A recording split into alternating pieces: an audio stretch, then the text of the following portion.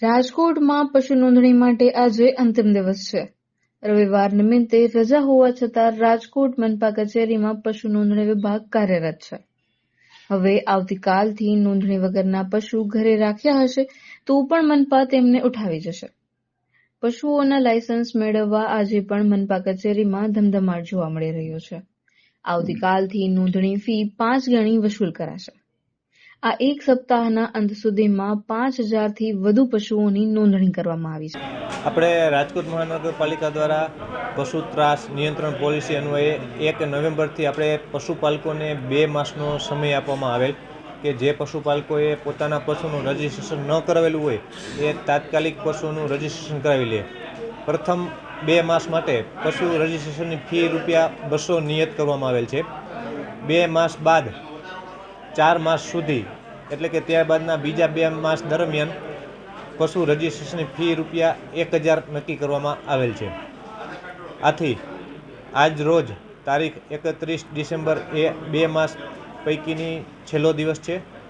31 December સુધીમાં જે પશુપાલકોએ પોતાની માલિકીની જગ્યા ન હોય તેવા પશુપાલકોએ પોતાના પશુ શહેરની બહાર ખસેડી લેવાના રહે છે અને જે પશુપાલકોએ પરમિટ કે લાયસન્સ મેળવવાની થતી હોય તેઓએ 31 ડિસેમ્બર સુધીમાં અરજી કરી પ્રતિ પશુ ₹200 ફી ભરવાની હોય અને આજ રોજ રવિવારના દિવસે છેલ્લો દિવસ આવતો હોય આજ રોજ પણ પશુપાલકોના પશુઓના ફોર્મ સ્વીકારવાનું અને ફી સ્વીકારવાની કામગીરી આપણે ચાલુ રાખવામાં આવેલ છે.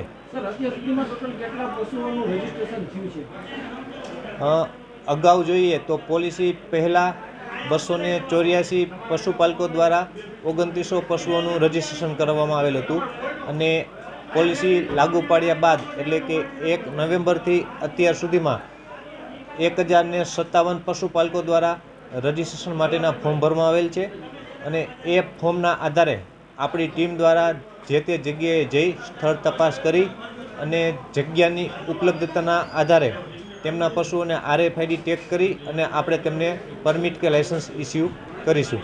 જોઈએ તો અત્યારે હાલે નવા અંદાજિત 6,000થી 6,500 જેટલા પશુઓની રજિસ્ટ્રેશન માટેની અરજી આવેલી છે. આવતીકાલથી જોઈએ તો પશુ રજિસ્ટ્રેશન માટે પશુનું રજિસ્ટ્રેશન તો ચાલુ જ રહેશે, પરંતુ પશુના રજિસ્ટ્રેશન ફી તરીકે પ્રતિ પશુ ₹1000 ફી વસૂલવામાં આવશે. તદુપરાંત શહેરમાં જે પશુપાલકો પાસે પોતાની માલિકીની જગ્યા નહીં હોય એટલે કે લાયસન્સ પરમિટ ન ધરાવતા પશુપાલકોના પશુઓ પકડ્યા બાદ છોડવામાં આવશે નહીં. કોઈ પશુ પોતાની જગ્યામાં રાખવામાં આવેલ હોય અને લાયસન્સ કે પરમિટ ન હોય તો તેઓના પશુઓ પણ નોટિસ આપીને આપણે જપ્ત કરવાની કાર્યવાહી કરીશું.